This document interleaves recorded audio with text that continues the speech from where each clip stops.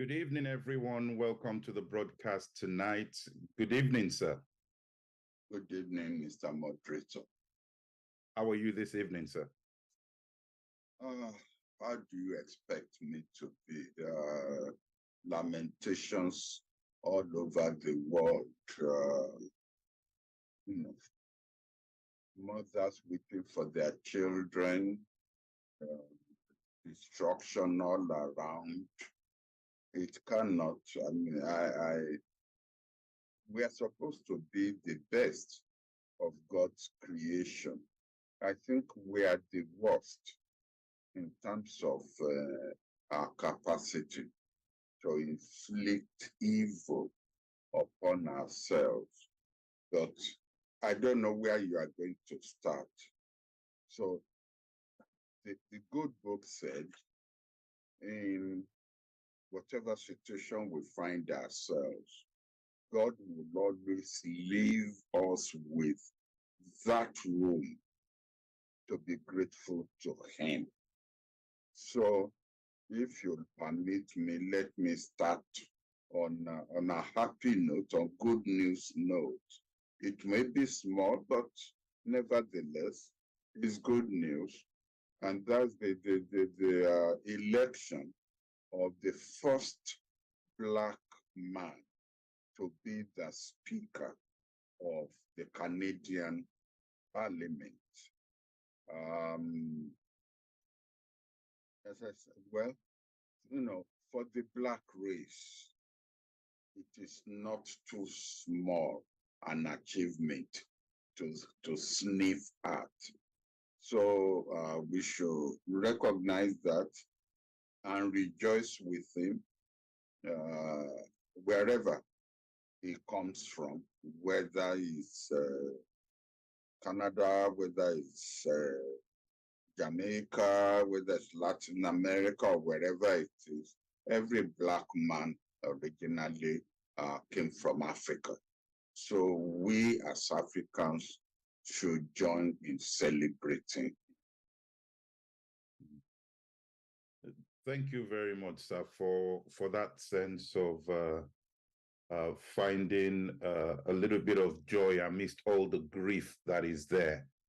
But you raise a very, very important point, sir, which I feel also can be very well linked to some of the issues that are happening in the Middle East today.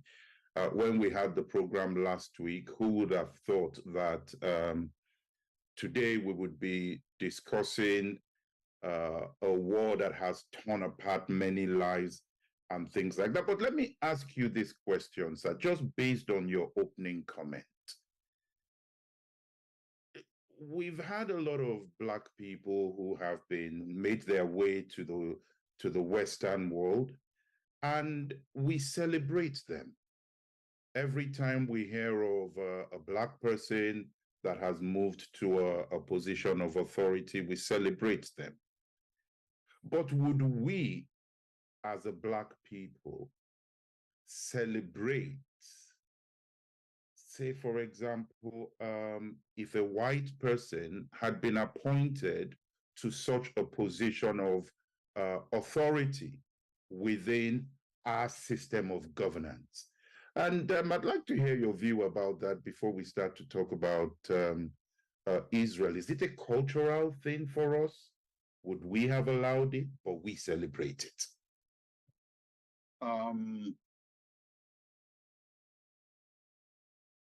I think we shouldn't forget that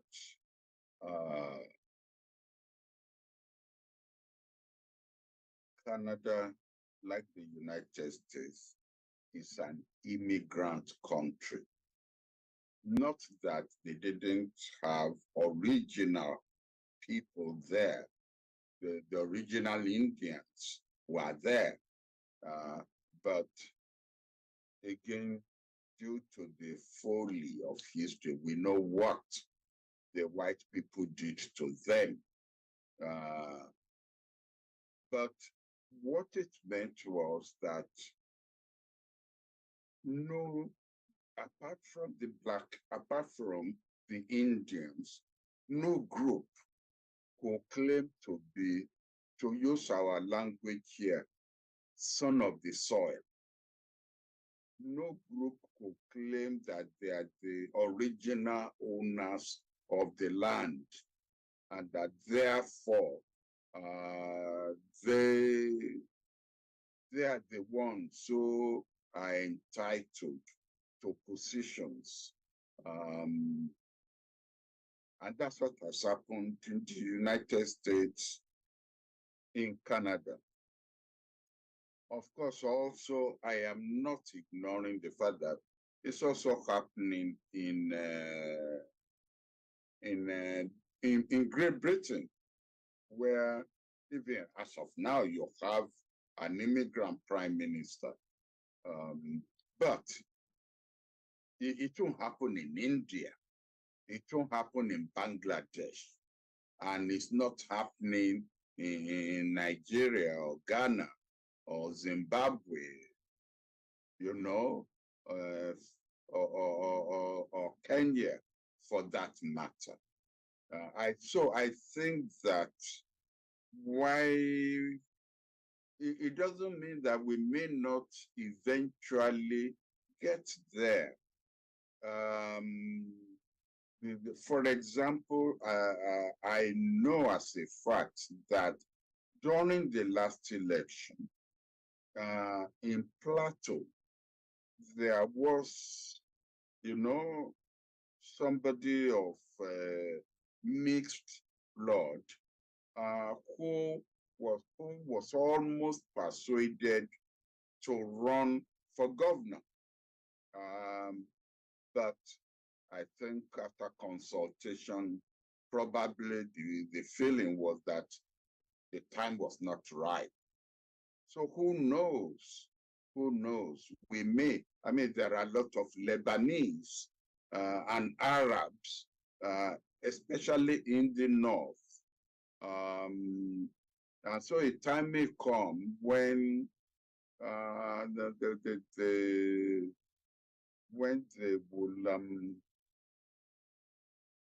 be qualified to run for office. Don't forget also that in Lagos, at one time, we had the Cardozos, Bancantonis. These were people who came from, well, they came originally from, you know, Nigeria, went to Brazil, or went to Sierra Leone, and then came back again to Nigeria. And there was a time when, I mean, you could tell from the names, occupied judicial positions, including all the way to the Supreme Court, you know. So maybe we will get there when we will now feel comfortable with having this kind of people or having achievements like the one we are just celebrating now. But we've got to watch out for the cultural impediments that's going to. In South Africa, they won't have that problem because, of course, of the racial historical syndrome during the period of apartheid. But in the rest of Africa, it will take time. Thank you, sir. Let me go to Israel and the Middle East. I'd like to hear your views before I start to drill into some of the more specific points. What is your view on what is going on there? It's escalated very, very quickly since last week when we met here. But I'd like to know your views about the situation in the Middle East. Okay, thank you for giving me that opportunity. with your permission, what I'd like to do is paint the broad canvas of what I perceive to be a picture that will allow us to drive into the Middle East. But I will want this to be, if you like, if you permit, a mini town hall. I don't want to monopolize the conversation because I am aware that, well, I mean, if we embrace the Bible that says the Middle East is where God created mankind, there is no doubt that the Middle East is not just an emotional issue, it's a religious issue for all of us. All of us. So, and there's no doubt that there will be lots of people on the platform who would disagree with me, who would disagree with my analysis. So let me just be very brief, you know, in my own analysis, and then you will throw it to the floor open for people, because I also need to learn from the views of others on this platform. Now, I'm a scholar. I'm not a propagandist. And as a scholar, I deal with facts. After the fact, interpretation of the facts, that's probably where my own feelings may come in. I've said it on this program before, that we scholars should always be afraid to jump into the middle of the narrative. If you jump into the middle of the river, you run the risk of drowning, especially if the river is deep. And this river or sea that is the Middle East is very deep. So where do we start? Where do we start? If we start with Exodus, and that's what the Israelis will claim, God gave them that land that we call the Middle East. There were people there before, and if you know your Bible very well, you will know all the people that the Israelis conquered and occupied their land. So it wasn't virgin land. It wasn't terra nullius. There were people there. And then what? You now had the period of the Crusades, where the Arabs then came in and conquered the Middle East. And the whole of that place then belonged to the Ottoman Empire, which is now Turkey. And then came the First World War, when, because Turkey lost the war, the Middle East was given to Great Britain under the mandate system. And the British governed over Jews, Muslims, Christians, Armenians, whoever were the people who were there. And then came the Second World War. And Europe, I'm not going to say Germans, because it's all Europe that's guilty of this.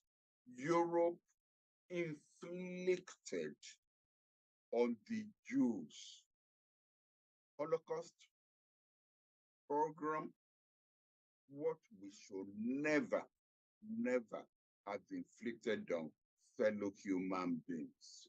Yes, the Germans did it,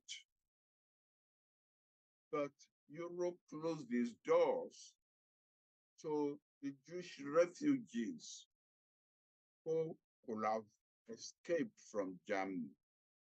They didn't allow them to come in the number that would have helped.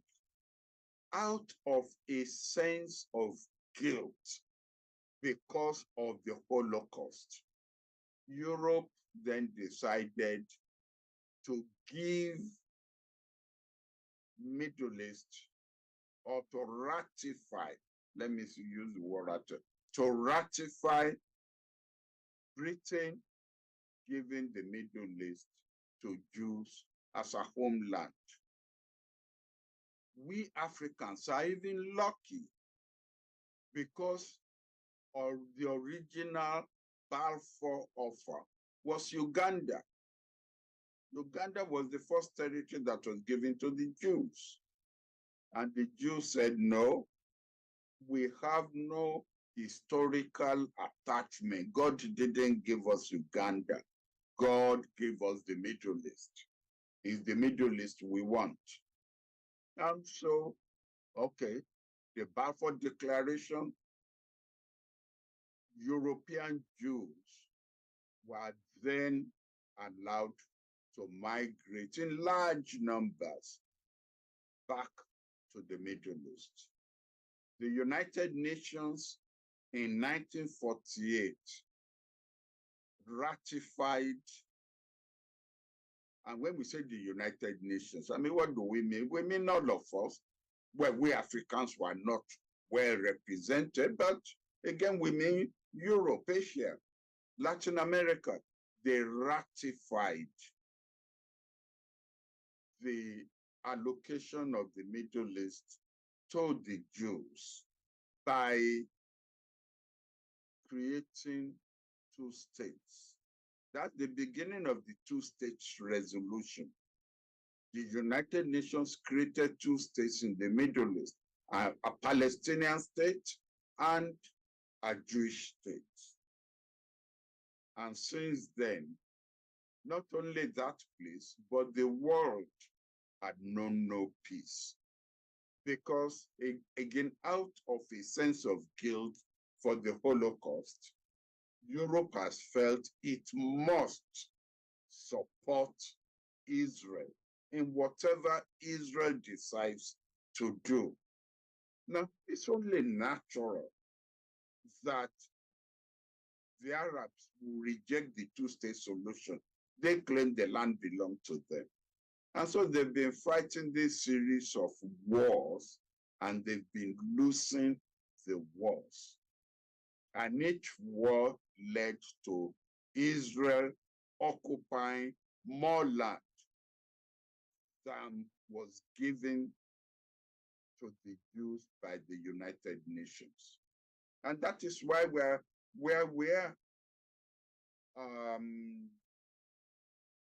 Maybe I mean that's the ground norm of the conflict between Palestine and the Jews.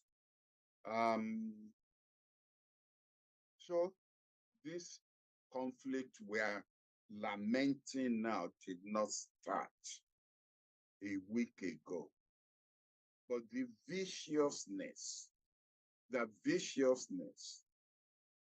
had characterized what happened 5 days, 7 days ago, if you look at a dispassionate history of how the Jews have been treating the Arabs each time they conquered them. You took over more of their land, and then what happened? More Jews from Europe, but especially from the United States, came to occupy Arab lands under the grounds that in Exodus, God gave them that land, that the land belonged to them, that what is called Palestinian land was just a temporary occupation by Palestine. for a people who were brutally treated by the Germans during the Second World War, I didn't expect that they would not have sympathy in the way they would treat the Arabs, the Palestinians. Let me just now round up my own introductory remarks by saying we should be careful about the language that we will use. If you listen to the United States president and you read American newspapers and you follow CNN, the Arabs are terrorists. There's no American president who will ever oppose Israel.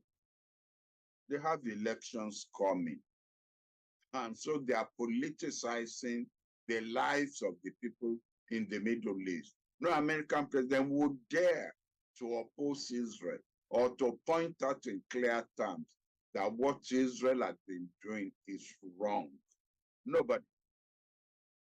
Europe tends to be slightly neutral.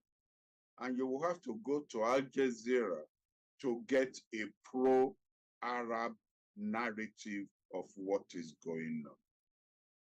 Just as we Africans rejected the ANC being called terrorists, and we call them freedom fighters, I will not use the term terrorists for Hamas.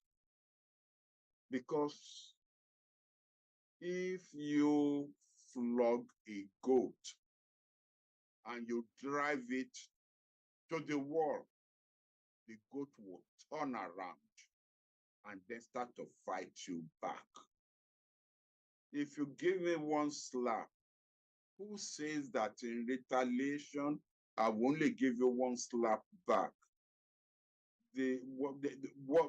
What has been visited on the Palestinians since 1948?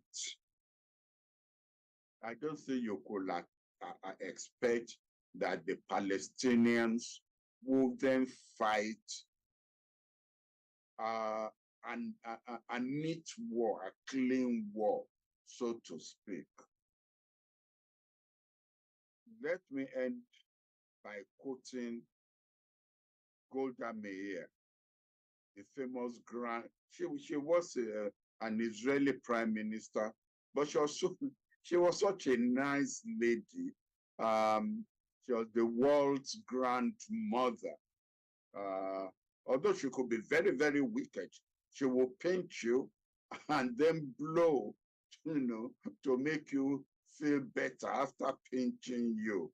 But there was a time when the right wing in Israel were urging Golda Meir and reminding her of the Moses injunction of an eye for an eye and a tooth for a tooth in dealing with the Arabs.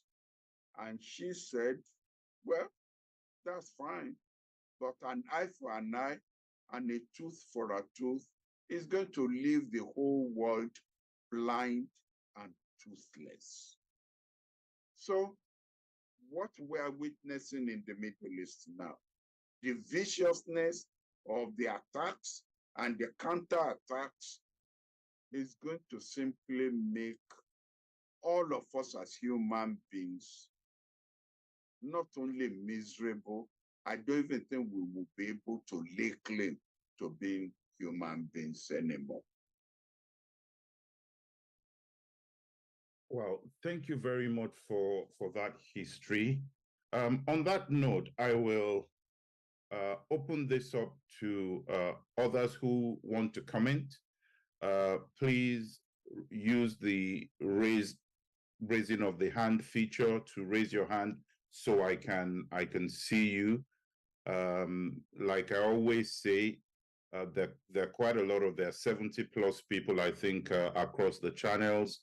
I cannot see everybody's hand raised. I can't see everyone's video. But if you use the hand raise feature, the system brings it up so I can see you. I can see Okwe Adekunle as the first hand. I don't know if that was a mistake or if you want to comment, but that was the hand that I saw first. Can you please unmute yourself and make your comment? If you can make it very brief, because I know we might have a lot of people who want to make a comment tonight. Okwe Adekunle.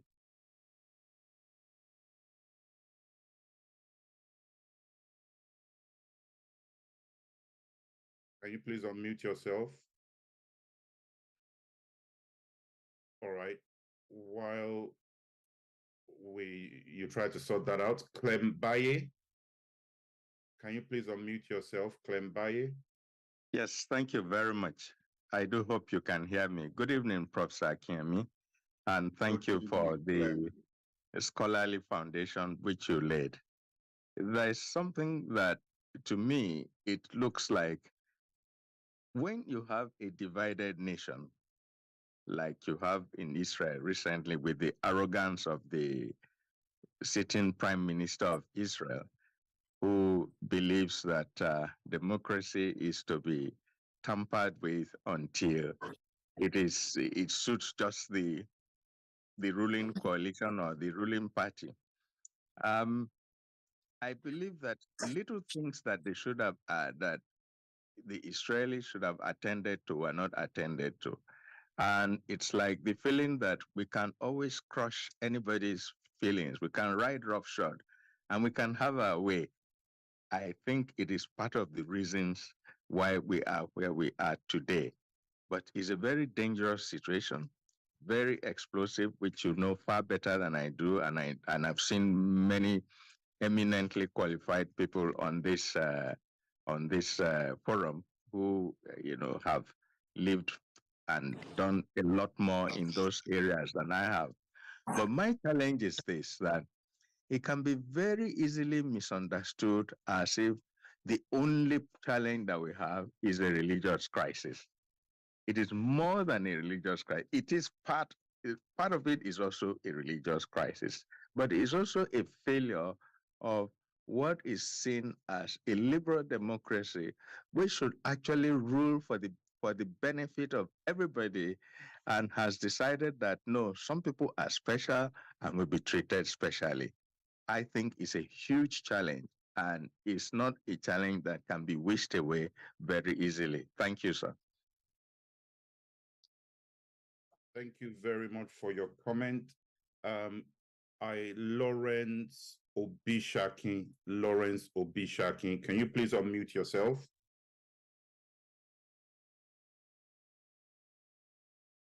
Lawrence Obishakin. All right, I will come back to you. Femi, oh, okay, hello? Go ahead. Thank you very much, sir, for giving me the floor. I'd like also to join myriads of others to praise our Prof for the scholarly contribution tonight. Mine is like a question and a contribution. Sir, and with all the colleagues on this floor, with the continuous bombardment of Gaza, with the horrendous picture that we are seeing, don't you feel that those that are sympathetic to Israel, especially to Hamas and to the Palestinian cause, don't you feel, sir, that they might be moved to do a little bit more of havoc on Israel? Because it is believed that the surprise attack on last Shabbat, was not solely the handwork of Hamas, and that some other powers must have contributed. And if this is the case, theologically speaking too, are we not looking at a possibility of a world war and Armageddon? Because those who study the Bible carefully everything seems to be falling in place now, that we might be going for something much more terrible than we think of, that we could imagine. That's just my contribution and a little bit of a question too. Thank you, sir. Thank you very much for that, sir. Prof, there are a few more hands raised. Would you be happy with me to take one more contribution and then give you the opportunity to respond before we start to take more people, just so we don't lose track of yes, the comments? go ahead, please. Go ahead, please. All right, fantastic. Can we have Femi Onobolu? Femi Onobolu, please unmute yourself and make your contribution. Good evening, Prof. And thank you for your very honest delivery this evening. It's a very difficult situation right now for anybody to speak openly and honestly, because there are so many forces at war right now. I am happy that we so far are trying to be, if I put it in bracket, reasonable. We are trying to be reasonable. We are not apportioning blames. We are not saying one is right and one is wrong, but questions are being raised by what is happening right now. We are laying precedences which could become an inferno by itself to the whole world. The examples that are being set by our leaders, we know elections are coming up left, right, and center. We know where the power base of our political world lies, political and economic world. Everybody is being careful. As a result of which, we are having half-baked information on the fatalities, on the atrocities, and many of the things that are going on. We're not having straight talks. My fear is that history is about to repeat itself. I'm sad to say that talking about this to a couple of friends, intellectuals earlier, one said, and please don't take this as, one said his own answer to everything that is going on is Heil Hitler. I will not like to deal on that, but the world needs to be at its most on the lookout. The world is at a turning point, and we want it to be a turning point for the better. But what's going on now is frightful. It's frightening. It's a situation where we are going to create, whether we want it or not, two factions in the world. It may become a turning point in our world order. That's all I have to say, Prof. Thank you. Thank you. Thank you very much, Femi and Ambassador Lusaki.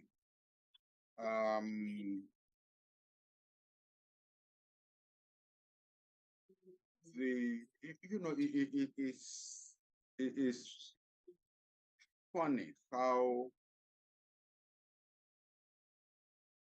issues on international politics or global politics always seem to come back to a narrow base of factorial interpretation.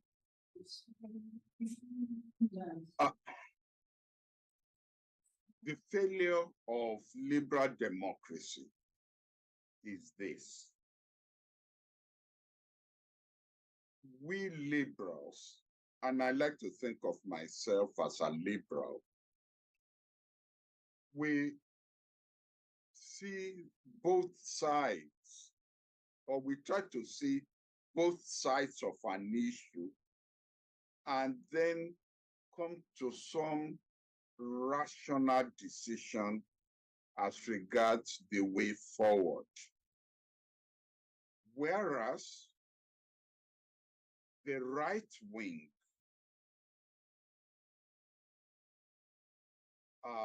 or what Femi has called the Hail Hitler, section, see only one way, only one wing.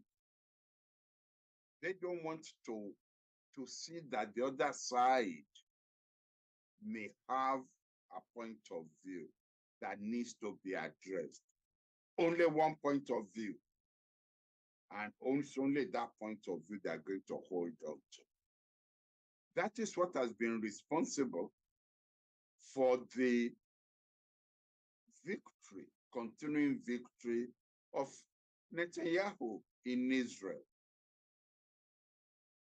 That's what is responsible for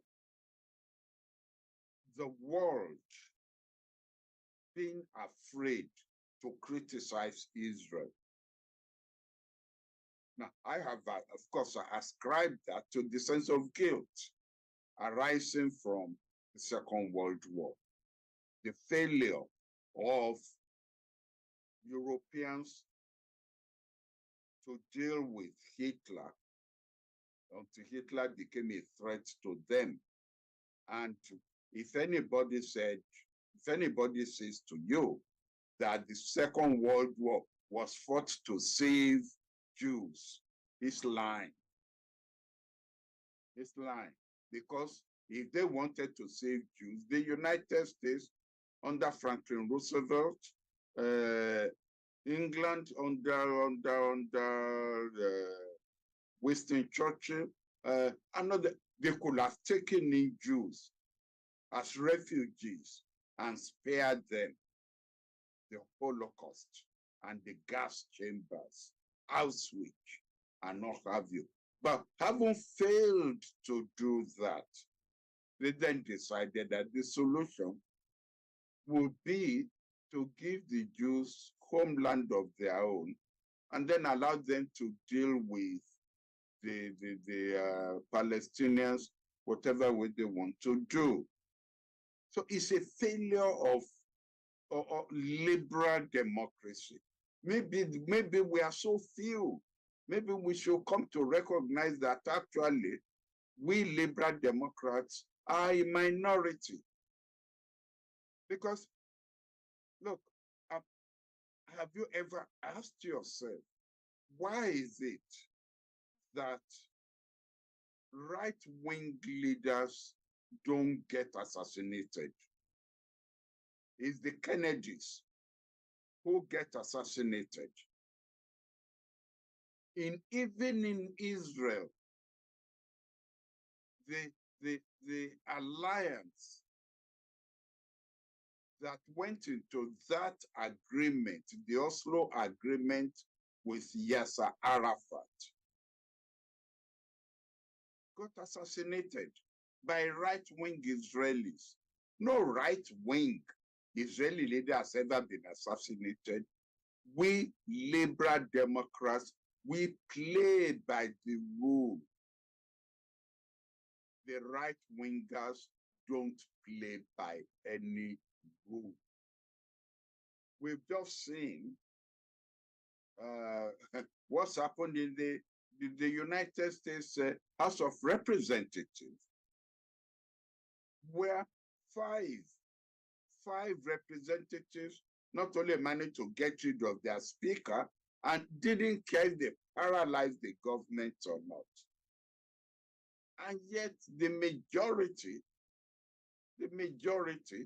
of maybe 200 and something are there, but they are still playing games instead of seeing this right-wing element in the Congress for the threat they are to even democracy, to the rule of law, to morality, to moral values. No, we liberals play games, you know, and we are the ones there who criticize each other. That is why Trump once said, my base is so strong that if I take a gun into Central Park in New York and I shoot people, my base will still remain with me. And what are the liberal Democrats doing? They are busy criticizing Biden. Oh, maybe he's too old. Maybe he didn't do this. But they don't even say Trump for the danger that he is. So unless we liberal Democrats get our act together, I'm afraid we will drift into this Armageddon that people at times call Third World War or global war or whatever you have. The United States, by giving an open check to Israel, is not doing Israel much good. And it's not doing the rest of us much good. Because I have said earlier, yes, it starts off with Palestinians being killed, and then Israelis are killed, and then Israelis, retaliate, and then the United States now send warships to back Israel, and then they are warning the Iranians, don't you dare support Hamas or Hezbollah, who gave the United States that kind of authority to lecture and dictate to the rest of the world. America doesn't see the fact that by giving Israel an open, it's even pushing Israel into more extremism. And we will all pay for it, all of us. It's not just the Israelis who will pay for it. It's not just Hamas who will pay for it. Because human beings fight back. Even animals fight back when you push them to the wall. So to that extent, the person we should be looking forward to right now is the Secretary General of the United Nations. I'm not naive. Several United Nations Secretaries General have come to grief because they are perceived by Washington as being too neutral. They are not backing Washington. They've been removed. Their second term had not been approved. And if you recall, the first Secretary General of the United Nations to be assassinated was done by the Belgians in connivance with the Americans and the British in the Congo. Dag Hammarskjöld, who they thought was not allowing Katanga to secede, was pulling back the excesses of Belgian mercenaries in the Congo, and was not pulling back Lumumba. So what did they do? They arranged for the assassination of Lumumba, arranged for the assassination of the Secretary General, the moral authority in the world. The Western forces did that. But he's the only one we've got. But he's got to thread carefully. And if you deconstruct what is now being said in the past 2 days, is moved away from the American position of Israel is right. Israel is the aggrieved in this matter. Israel is the one. Israel has the right to protect itself, as if the Arabs don't have the right to protect themselves.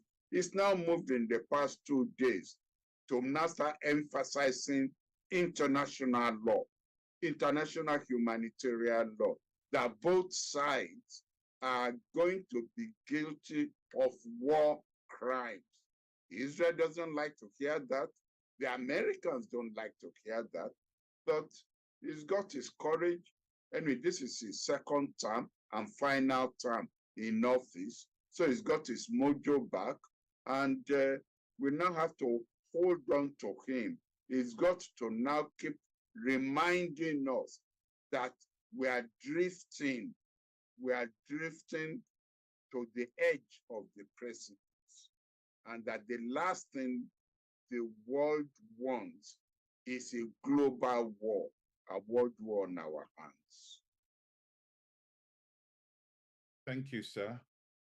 I think we have Ismail Adetola Lawal. Ismail Adetola Lawal.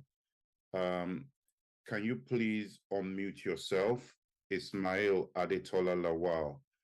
But just before you comment, please, can you, if you're just joined in as iPhone or as Samsung or something, please rename yourself so I can call your name. I'm seeing some names that just say iPhone, Zoom user, and things like that. It'll be good to know the names of the people that I'm calling. But Ismail Adetola Lawal. All right. The second person, it just says Zoom user. Can you unmute yourself and please identify yourself? My name is Ismail Adetola Lawal. Thank you, Professor. I very much appreciate your explanation over the issues of the Middle East crisis. Really, it's rather unfortunate what is happening to Palestinians, and the Western world are the architect of all this misfortune going on there. But those who are too clever sometimes overreach themselves. They will soon reap the reward of all the atrocities they've done all over the world, but this world will boomerang on them. There's no doubt the Third World War is loading and very disturbing indeed. The Third World War is loading, and Africa as a continent will be a dumping ground for more terrorists and also to be used as human tools to execute this war by the Western power. Now, my question, what is your advice to the African leaders in case this world war broke out? How do we prevent the consequences being visited on our continent? How do we defend our own interests? I want to hear your views, how we can really prevent the consequences of this war being visited on African continent. Because I know Soviet Union is preparing for it. And that we cannot avoid this war not coming up. It's a matter of time. But what will be your advice to African continent? Thank you. Thank you very much for that, sir. Prof, do you want to respond to that now, sir? Yes, that's a direct question. How I wish we had that period of Nkrumah, Secretary Gamal Nasser, even Lumumba for the brief period that they had, because these were African leaders who saw a vision and wanted to run with the vision. Unfortunately, this is not their period. And rather than a period of African giants, we have a period of Lilliputians as leaders. Nevertheless, I am not pessimistic because I feel that, challenges often throw up what we're not even expecting. And this challenge you've just made reference to, who knows, may bring up new Mandelas, new well, maybe even because on this platform, I've been very, very critical of the Kigali president. But even for the sake of the survival of the African race, I would close my eyes to this liberal democracy and embrace the president in Kigali. I will embrace Russo in Kenya, and see whether a few more African leaders will come up to defend the interests of Africa. You are right. We don't have a choice. We mustn't allow for a third or just a fourth generation of slavery to come upon Africa, because we are the repository of minerals. We are the repository of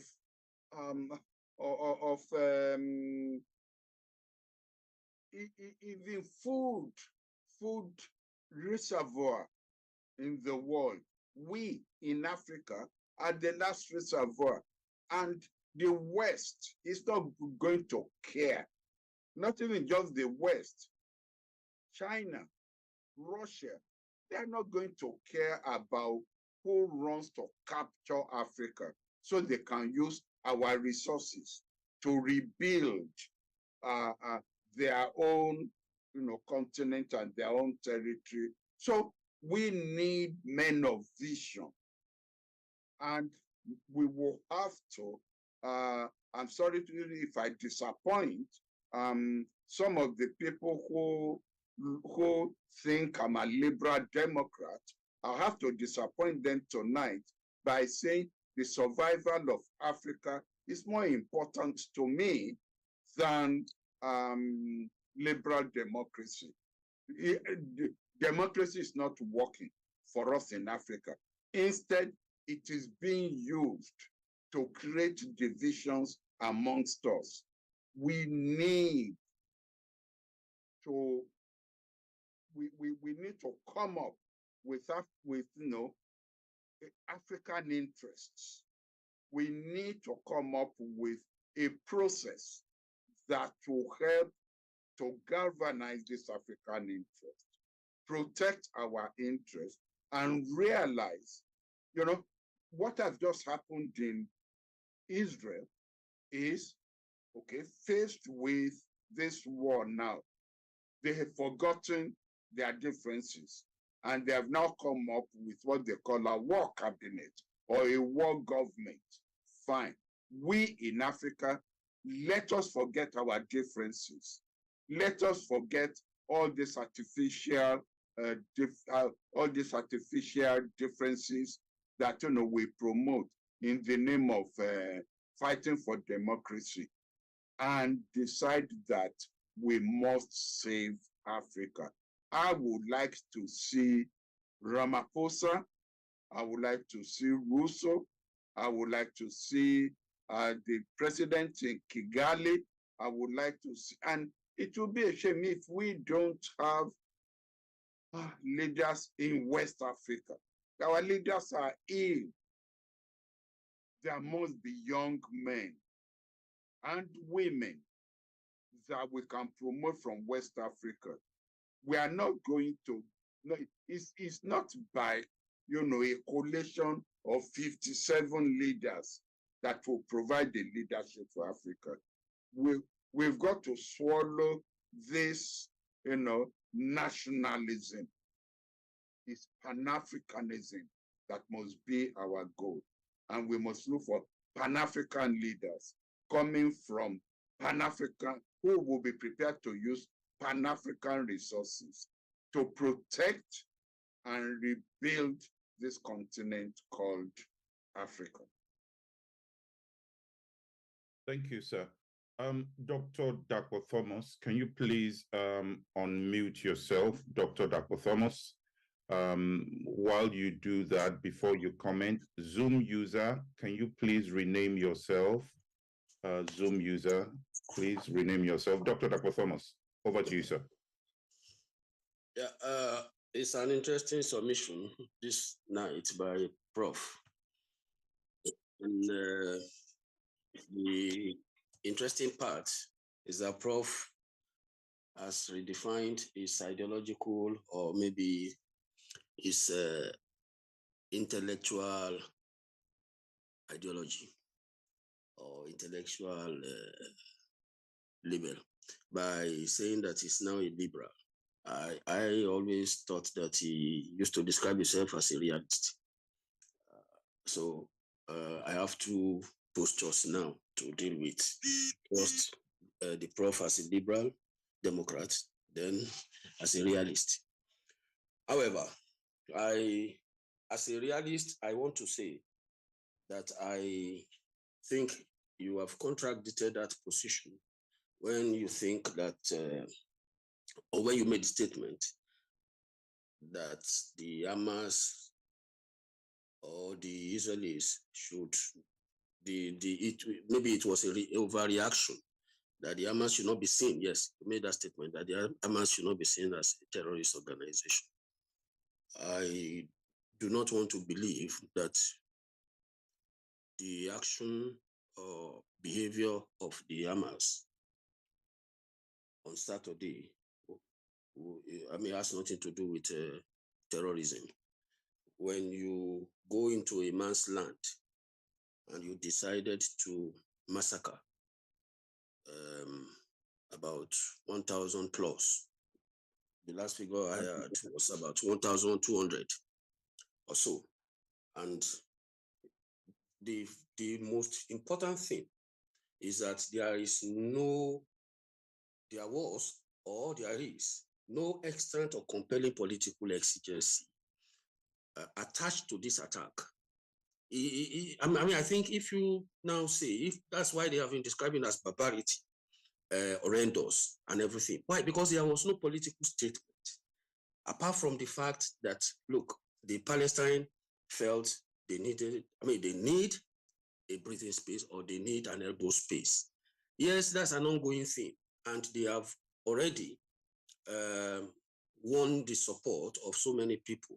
And that's why I believe that apart from Iran, that has openly supported the action, and in any case, Iran also was careful not to get involved directly. And that's why they have been saying that they have no hand in it, even though they support the action. Other nations, including China, including Russia, they have been advising a kind of moderate or a modest approach to it, or a kind of very careful approach to it. Why? Because they don't even know what to call this. They don't know what to call it. If the Israelis had done something wrong, maybe 1 month ago, 2 months ago, nothing. They have been giving you the light, they have been giving you fuel, they have been giving you necessary medical aids and everything. We are still talking about movement. The last issue was about movement of capital from Tel Aviv to Jerusalem and all sorts. There is nothing on ground to warrant this kind of attack. So I believe that is why people are calling it horrendous. That's why they are calling it as an aggression. That's why they are calling it terrorism, act of terrorism. So, and if as a realist you believe in like power above all reasoning, power above all reasoning, and then you are saying that the application of this excessive retaliation or retaliatory measures by Israel is uncalled for. And don't forget, they have taken hostages. And this thing happened on their land. What is the population of Israel that you are killing 1,000 plus? Don't forget, sir, US went to war against Al-Qaeda just because of 3,000 plus people. And there are about 300 and something million, 350 million. So to these nations, particularly Israel, that is very sensitive about its existence and its survival, there is no amount, there is no number that is too little. If you come to their territory to commit this atrocity, they suffered, they knew, and they still know what they suffered when the Holocaust happened, 6 million. And they cannot imagine an organization coming to their territory, taking them unawares, and then unleashing this reign of terror. So I think that explains why, the excessive nature of their retaliation. So that I will not take much time, but I want to believe, just like you said, sir, you rightly said it, that the Palestine land being given or being shared between Palestine and Israel was a kind of compensation. I believe so, because I know that it was this thing was the handdoing of Lord Walter Rothschild, who was the representative of the British Jews. So he lobbied, and then he got his way with James Balfour, and this led to what they call Balfour Declaration of November 2, 1917. So how to manage this compensation, how to manage these scenarios, these are the things we must look for. And how I'm suggesting, well, we have said that the two-state system will not work. But what will work is an understanding of them to live together, to live in peace. And then the Hamas should, in all honesty, down their tools to some extent in order to continue to enjoy the support of the people of the world. For now, I don't think, if you count the number of people that are behind them, is so minimal. This is the first time I'm seeing people not condemning Israel in large numbers.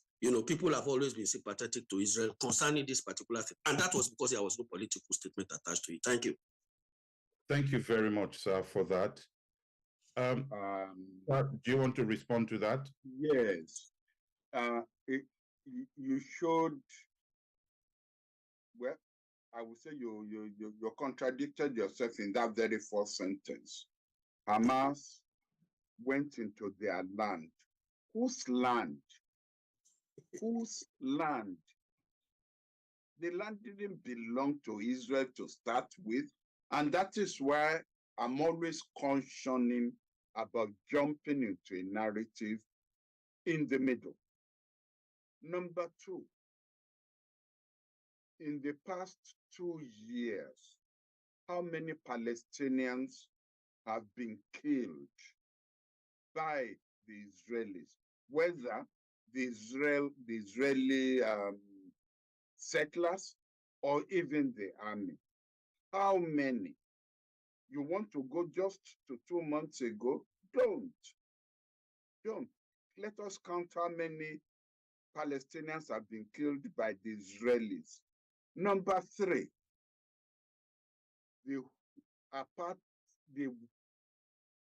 Gaza and the Palestinian occupied territories are totally under the control of Israel. They cannot have water unless Israel allows the water to go in. They cannot have food unless Israel allows the food to go in. They cannot have medicine unless Israel allows that medicine to go in. They are totally blockaded. I've heard scholars say that Gaza is the world longest prison. 2.5 million people are imprisoned there because they cannot breathe. They cannot even fish. Up to about 3 miles off the coast of Gaza, Palestinian fishermen are stopped there. They cannot fish beyond that. And you say you don't see what Israel has done wrong? Well, it's that the Palestinians are more sinned against than sinning. No one gave Israel the right to inflict upon the Palestinians what the Israelis had inflicted upon them. I don't think we will accept that in Nigeria. Why did we drive the British out then? We could have allowed the British to continue to rule us. And it's not the Palestinians who killed the Jews during the Second World War. It was Europeans. It was the Germans. So why punish the Palestinians by saying they are the ones who must now pay the price? And then you expect them to be choir boys? You don't expect them to be angry? You don't expect them to react in an irrational way to the irrationality inflicted upon them by Israel? I don't buy into that narrative. All right, sir. We have 1, 2, 3, 4 hands raised. Sir, with your permission, I will take the hands in the order that they came in. Professor Akin Akinyemi, the last one on there. So just for everybody, I will stop with Professor Akin Akinyemi tonight, but I will go to Ajibola Shekoni. Ajibola Shekoni, can you please unmute yourself now? Thank you very much. Thank you, Prof. We keep enjoying your wisdom day by day. May God continue to empower you, sir. It is evident that the intelligence failure is monumental, and it will shake the Israeli public faith on their government and their army. It is very, very evident. And my question now is that why did the attack take Israel by surprise? One. Then number two, what does Hamas hope to gain? And number three, I want to ask that, is their hope realistic? Please, I want you to address that, sir. Thank you. All right. Thank you very much, Mr. Moderator, please, so that we don't forget the questions. These questions are very critical. Number one, I don't know why the failure of intelligence. It's not just the failure of Israeli intelligence, it's the failure of American intelligence as well. You cannot lift a finger in the Middle East without Mossad or the CIA or, all this Western intelligence. They are there, they are flooded there, and yet they all failed. Why? I don't know, because I don't belong in that community. What do the Hamas intend to gain by this? They have already gained it. Self-respect. For years, Israel performed, behaved as if they owned the world. They could do what they like. They will get away with what they like. Vaunting ambition and that Greek word, hubris. Hubris. We can deal with anybody the way we want. We don't owe anybody anything because we have Europe under our thumb.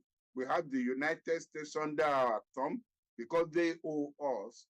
And so we can deal with the Palestinians whichever way we want. the Palestinians needed to get back their own, what's the word I'm looking for now? Self-respect. Self-respect. Even if I'm going to die with the last bullet in my gun, I will defend my family. I may not be able to save them. It may even be an act of suicide, but I would have achieved a purpose of self-respect. We can inflict on the Israelis damage that they also will not forget. And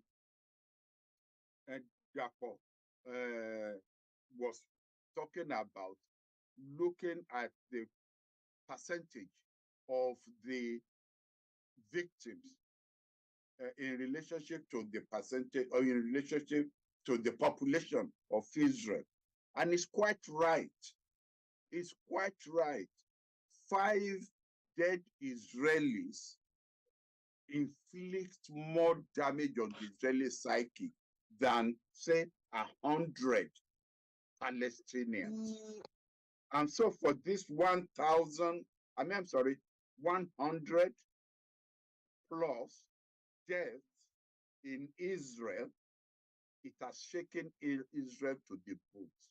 If that is all the Palestinians have achieved, believe me, they have rescued themselves from shame. They've rescued their families from shame and self-respect. And I've answered your third question. Have they achieved what they intended to achieve? The answer is yes. Of course, it was a suicide mission. They are going to lose, I don't know, 10,000 people in Gaza, maybe even in southern Lebanon. But the fact is, it doesn't matter. You know, when it comes to fighting for your homeland, fighting for your self-respect, your family, you will pay any price that you think is necessary to pay. All right, let me go to Ambassador Akin Akinyemi. Please unmute yourself, sir. Well, thank you very much. Prof, thanks as usual for the brilliant expo with clarity that kicked off discussions, raised discussions this evening. I'm intrigued by your comments on African leaders' positions, including ours. I believe that this arose from the ambivalence of the continental organization, the AU. The moment Israel was granted the observer status within the African Union, over the years, the symbol of the solidarity to the Palestinians was Yasser Arafat or even Mahmoud Abbas that comes to the AU's opening session to address. Over the years, this has really subsided because of the economic interest and the pressures on African leaders of Israel's diplomatic relations with many African countries. Well, how do you see this ambivalence by the continental organization, and how this has affected the role of many African countries, even in terms of the UN resolutions? At times, we've seen African countries abstain on the usual resolutions of solidarity to the Palestinian people. Prof, how do you see this scenario within the African continent and the position of African leaders and the ambivalence of the continental organization? Thank you, sir. Thank you, Ambassador Akinyemi. The answer to your question, thank God, I don't have to pluck it from the top of my head. It's already there. Look at the way the African Exim Bank and the African Development Bank have now reached across to the West Indies to form to reach agreement and regard those, the countries in the West Indies as actually Africans in the diaspora that should be brought, that should be factored into economic development, not just of Africa, but also of the West Indies. And I think this is a message to the AU. It is those countries who incidentally, you know more than I do about this, that some of them had actually applied to the AU to be for observer status, and the AU had turned them down, only for them to go and accept Israel and accord Israel observer status. These are our kith and kin in the West Indies, and those are the people we should be offering observer status in the AU.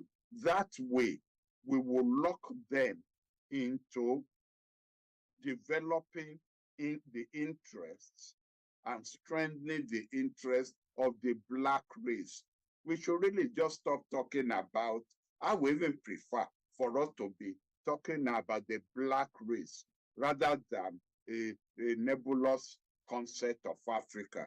I will expand that, Africa and the Africans in the diaspora. Thank you.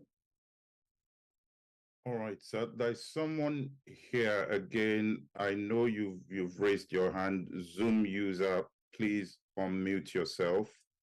I can see you turned your video on. Please unmute yourself and make your contribution.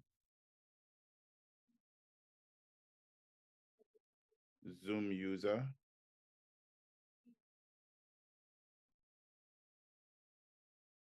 Let me skip that because of time. Again, iPhone, I don't know who that is. Can you please unmute yourself? iPhone. Okay. Hello, sir. I think right. I've done that. Prof. Go ahead. Thank you. Very brief, sir. Time. Each time I miss a discourse, it's like missing a year in the university with a prof. However, I want us to look at the vision of the man that saw the past. If you listen to the USA Secretary of State yesterday on CNN, when he was on his way to, I think, Israel, he made it very clear that United States and probably other world leaders will not accept anything less but to bring down Hamas. Maybe that is not the exact word they use, but that was exactly what I deduced from that. But we are looking at Israel. If you look at, if you see the reactions of the United States is even more afraid of itself, of half falling and not knowing where it's coming from, because they think they are the police of the world. They are more afraid of where that is going to come from. They never expected the 9/11, you know. And the only state they can align with in the East, Middle East, is Israel. And that is why they are pushing everything to make sure that Israel stay alive. However, just like you have said, Prof, Dr. Dr. Thomas said there was no good reasons for the attack. I'll give you this example. there was a small boy that was mistakenly or somehow batched. But the small boy took his time to look for a big stone, despite the fact that he knows that he cannot handle that big man, to look for a big stone, send it to him, and break his windscreen and run away. To that boy, he got what he needed. That man will have to go to fix his car with probably 100,000 or thereabouts. That is painful. That is going to be painful to him. Israel does not own the Palestinians, or Palestine land. Israel, yes, was given a portion of property, of land to stay, but they exceeded because they have more power than the Palestinians. The more they fight and win, the more they take their property. And you think the Palestinians should not react? What happened recently did not just happen. It is something that has been in the coffer for a very long time. If you're saying there is no reason now, there has been reason for a very long time. And they did it now. Yes. I think Israel and United States of America are afraid of falling. And I don't know where it's going to come from. For the US, it might be from the inside. That is my sincere opinion. Thank you very much. Thank you very much for your contribution. I will jump to iPhone, but please, if you can keep it very short, and we can take Professor Akinyemi last. iPhone, can you please unmute yourself?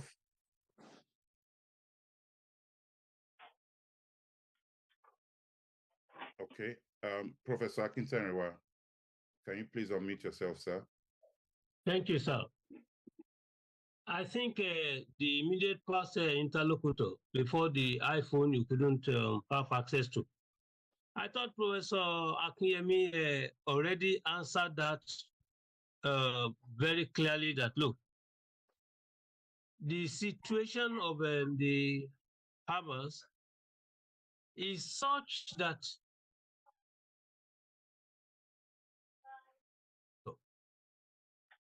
how can they survive in the continuum of patience? In the continuum of patience, there's always a limit. There's always a limit. Since we do not really have enough time, one speaker, one participant took us back to the William Balfour Declaration of November 2nd, 1917. There wouldn't be any need to go back to that. I just want to posit here that consistent with and based on the submission of Professor Akinyemi, I want to believe that the only option for an enduring peace is returning to the pre-1967 war, the Six-Day War. And the reason cannot be far-fetched. Advise that an occupier, when you acquire land as a result of war or whatever, it is quite regulated by international law. You cannot continue to acquire it. And the immediate interlocutor to raise this issue indirectly. If, for instance, Israel continues to acquire, you attack, as a result, you acquire the land, it's contrary to international law. There are rules. So in this case, when you push people to the wall, what do? It is just like the relationship between a human being pursuing a snake. The snake sees you and it begins to run. But no snake has a long breath. It runs few seconds, few minutes. The next thing you push the snake to the wall, it will bite back. It will fire, ready to attack. This is the situation with which we are confronted with. There cannot be a solution whereby, for instance, you want to mediate the crisis, and at the end of the day, you have partisan interests. International law does not allow for that. The principle of mediation is very clear. You must be acceptable to all the disputing parties. So these are the critical issues to be addressed. I want to join all others to thank, the leader of leaders, Professor Bolaji Akinyemi. Thank you, sir. Thank you very much, sir. And on that note, we are really, really over time. But thank you, everyone, for your contributions. And before we close tonight, just to bring to everyone's attention that on Saturday, this coming day, the 14th of October, the Academy of International Affairs will be having an online town hall event, and it's titled Sudan and the Nigerian National Interest. Sudan and the Nigerian national interest. And I think there is a flyer we might be able to get up on the screen for you to see. And that is really a good event that will be taking place. And Professor Bolaji Akinyemi would be there. We're also having keynote speakers, General Luther Agwai, former Force Commander in Darfur, and Ambassador Dr. Martin Uhomobi. He was the former UNAU representative in Sudan. The meeting number is on the screen. I believe that we will be sharing that. If you want details of this event, please send an email to the email address info@thruMYeyes.com. info@thruMYeyes.com, and I will share this with you. Sudan and the Nigerian national interest. You can see on the map there where Sudan is in relation to Nigeria. There are national interests that need to be looked into as well. So Saturday, October 14, starting at 2 p.m. Nigeria time, that conversation will kick off with Professor Akinyemi and the keynote speakers. And on that note, we'll bring the program to a close tonight. Thank you very much, sir. Thank you very much to everybody who has participated. I'm sorry for being late. It was an interesting discussion. On that note, good night, everyone.